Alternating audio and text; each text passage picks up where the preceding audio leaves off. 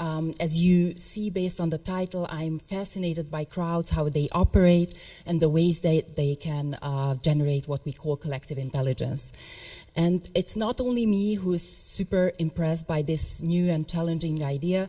In the past 10 years, maybe there's been an increasing interest from psychologists, from economists, but also from applied mathematicians in understanding how collective intelligence emerges in larger crowds. These crowds can now, of course, with the new technologies, meet online in ways that were not possible before, and they can generate new expressions of collective intelligence that are highly interesting for us. So why is this so surprising? For centuries, we believed that when we have large crowds, then this leads potentially to madness, but for sure to some degree of stupidity and some degree of ignorance. Of course, there's an anecdotal piece of evidence that disconfirmed this, and you might be familiar with this experiment. It's the experiment conducted by Sir Galton in the early 20th century, where he found that when he conducted an experiment on a county fair and asked people to assess the weight of an ox, of a quartered ox, although there were a few experts in the crowd, no one was as close to the true weight of the ox than the median of the crowd. And this was a fascinating result that he reported already back then in Nature. So since then, we've developed more and more knowledge about collective intelligence. The finding that the wisdom of the crowds can be superior to expert judgment has been confirmed in various settings, and it has applications in political and economic forecasting, and this encourages more and more research in this area. Now, the assumption is that we have collective intelligence in a crowd when the crowd is large to begin with. The individuals are diverse, they are making decisions independently, and there's a proper aggregation mechanism that helps us generate the collective consensus from this. And it's not trivial whether these conditions hold in most relevant decision-making settings. As a matter of fact, most arrangements, most organizations, and most platforms that we see online don't facilitate these conditions. So what happens when these conditions are violated? Do we see collective intelligence? And if we do, what are the best algorithms? What are the best approaches to harness these collective intelligence signals? So the goal of my research is to find new expressions of collective intelligence and to propose signals and to propose approaches that help us make use of this collective intelligence. And the new setting that I'm especially interested in is crowdfunding. It's about 10 years old at this point, and it's something that most of you heard about. So most of you will be familiar with Kickstarter, Indiegogo, and the typical rewards-based crowdfunding platforms. I'm not sure whether you are familiar how popular and how prevalent these platforms are. So currently there are about 2,000 crowdfunding sites, and based on an estimate from the World Bank, there will be over 300 billion in cumulative transactions by 2025. Now, Kickstarter is the example that you are most familiar with. My interest lies in peer-to-peer lending and in equity crowdfunding. These are more serious in the sense that these are proper investment settings, and the hope there is that we can replace banking with these platforms or augment banking with these platforms in a way that's more accessible to the general public.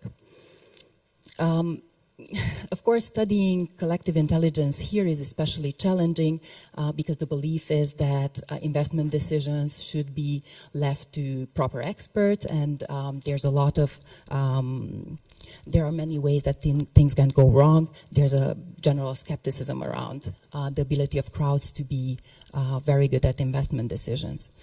Now, the data sets that I'm looking at to see whether I can still find collective intelligence signals in crowdfunding are partly a lending crowdfunding platform, which is the first US-based crowdfunding platform. And another one, I'm not able to say the name of this platform. This is UK-based, and it serves the greater European area. you'll see that the sizes of the data sets are different, and the coverage of the data sets is different, but the trends will be similar, fairly similar. Now, the research contributions can be summarized along three directions. First, we will see how to deduce collective intelligence signals that predict who gets funded, and finally who pays back. This is especially relevant because most work on crowdfunding has focused on the first part of the question, who gets funding. However, if we wanted to look at collective intelligence, genuine collective intelligence, then I feel like we need to have this addition about who pays back. And this is something that I'm going to be able to do with one of the data sets. Then we'll address a very practical question. Of course, if we know at the end of a campaign some information about the success rates, that's less valuable as if we would know a lot at the beginning, in the early stages of a campaign, when there's a lot of uncertainty. So the question is, how much can we tell about the chances of a campaign right after its inception? And the third question that's very interesting to me is the effect of crowd composition on the outcome in terms of successful fundraising. And here I'm going to look at gender, unsurprisingly.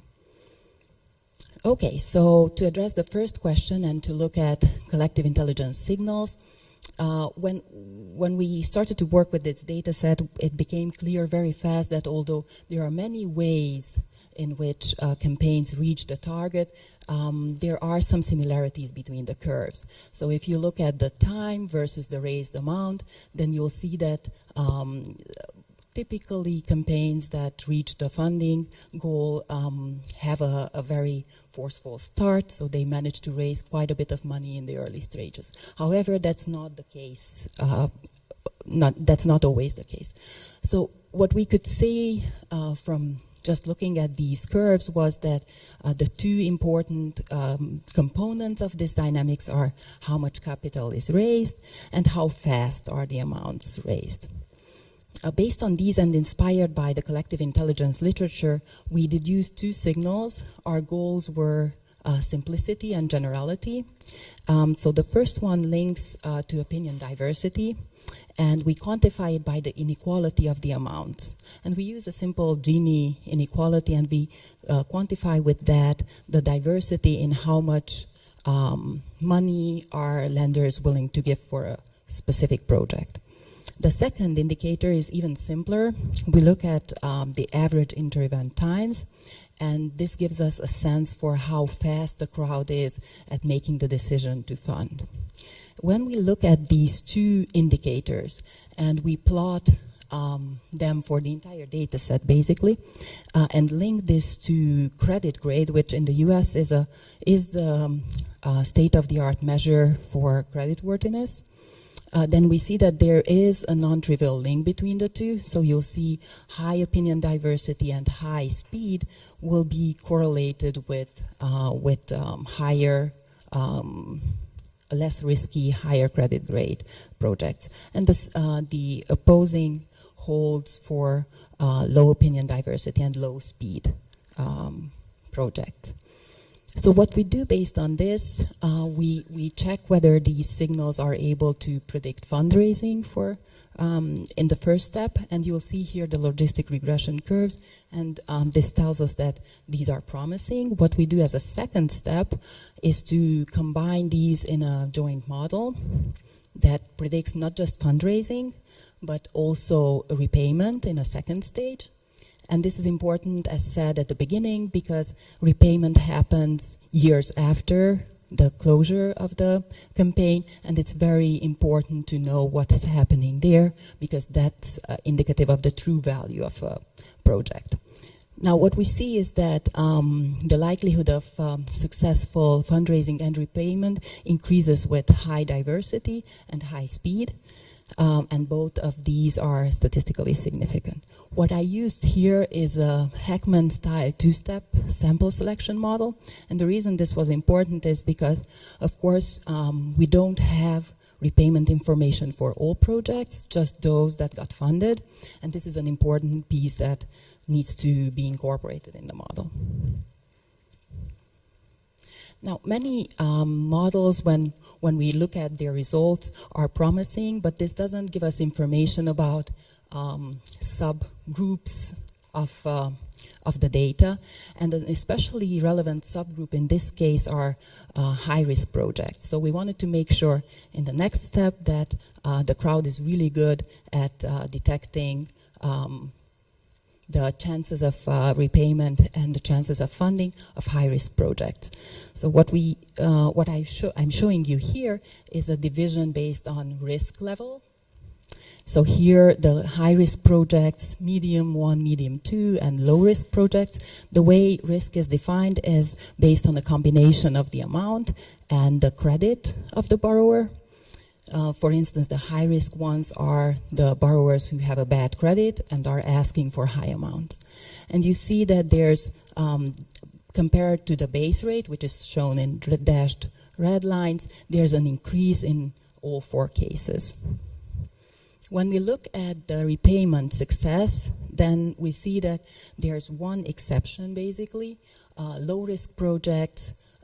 In case of low-risk projects, the crowd is underestimating how well they are going to do, and this is a little bit surprising, yet we are not too worried since only 1.2% of all campaigns fall in this category. Okay, so let's go to the very practical question that I mentioned. Can we tell early at the inception of the campaign how well it's going to do? And here we are looking only at the fundraising success. And as it turns out, this works pretty well as well. So here I'm showing you the number of bids, and here the importance of the individual variables. Aggregation speed is shown in red, opinion diversity in green, and I'm comparing these to credit grade, which is shown in blue. You can ignore for now the gray one, which is debt-to-income ratio, because that's the second most popular traditional creditworthiness measure, but it's outperformed by credit grade.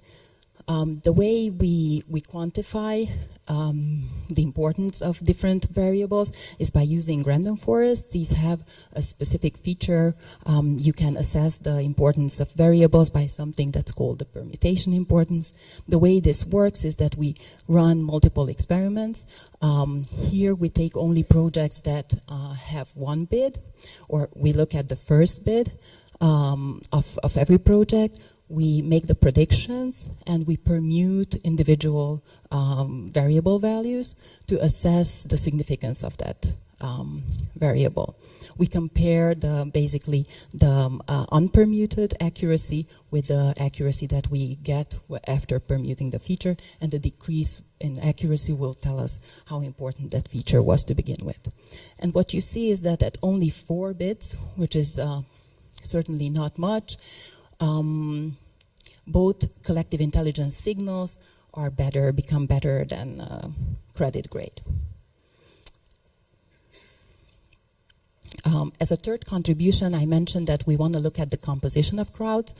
There's excessive literature on the fact that diversity matters. We know that diversity is really hard to achieve in real-world systems, so we want to see how different men and women behave on these platforms. And one of these platforms enables us to do that. We see that there are certainly many differences. First of all, women are underrepresented. This is, of course, not as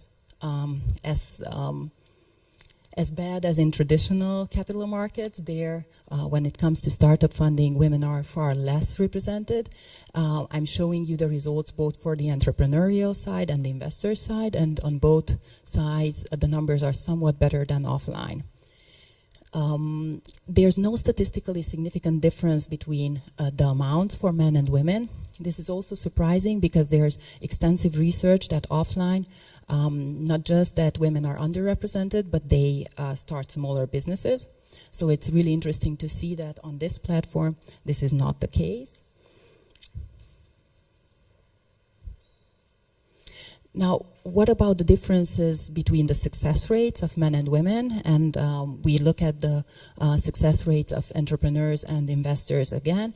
If we build a model, then we see that female entrepreneurs are slightly more successful than male entrepreneurs. However, this is not a significant effect. What turns out to be very significant is the ratio of female investors in the crowd. It turns out that the higher that ratio is, the less likely it is that the project gets funded. And this is interesting because this result holds even when we account for the venture sector. The literature assumes that some of the differences that we see in capital markets are due to the fact that there are different preferences between men and women.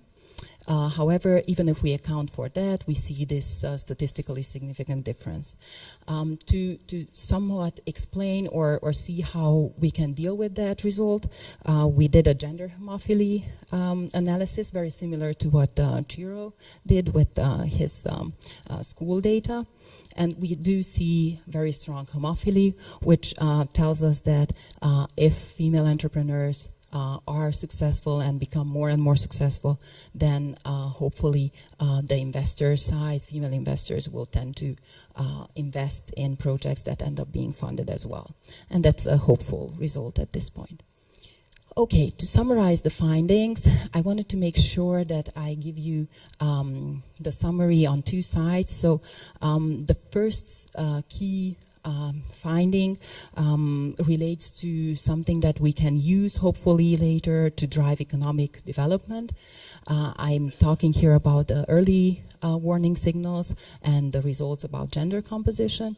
These two can hopefully result in design decisions that platforms can use, and this can help the participation of female investors and female entrepreneurs, but also can help us make recommendations about how to address projects that are clearly failures from the fourth bid on. Now, there's also a general message here that hopefully helps us understand better collective intelligence in general, and that's related to the collective intelligence signals. Although there's been a lot of work about predicting success in crowdfunding, I think that these two signals are the most general and most simple that I've seen, and yet they do really well in these models. So I'm hopeful that these will be incorporated in other works as well. So with that, I thank you, and I'm open to questions.